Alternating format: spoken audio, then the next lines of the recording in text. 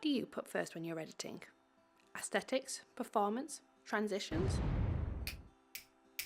Have you heard of the Rule of Six?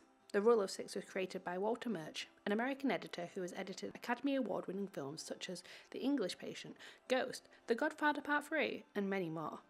In his book, In the Blink of an Eye, Murch wrote a hierarchy of what constitutes of a good edit. He writes this in percentages, with emotion at the top with 51%, followed by story with 23%, rhythm with 10%, eye trace with 7%, 2D plane of screen with 5%, and 3D plane of screen with 4%. The ideal cut for Murch follows all 6 of these criteria at once. In this video, we will focus on rhythm and eye trace.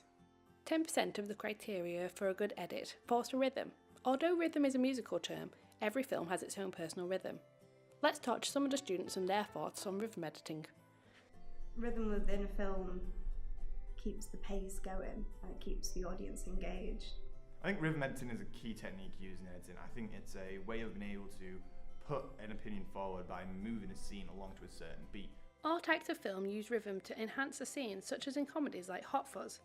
The fast-paced editing contrasted with the short pauses enhances the comedy whilst giving the audience an eerie feeling associated with Sanford.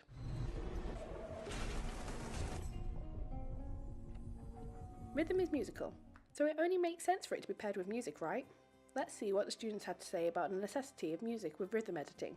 The rhythm itself is heightened by this music as it adds an extra mood and an extra tone alongside the rhythm itself. You can also cut it to the music, so that would be more effective and it would flow a lot better than if it was not cut to the music and cut to the beat. Whiplash is a great example of this technique. During the final musical performance, the edit cuts on the major beats of the piece to enhance it.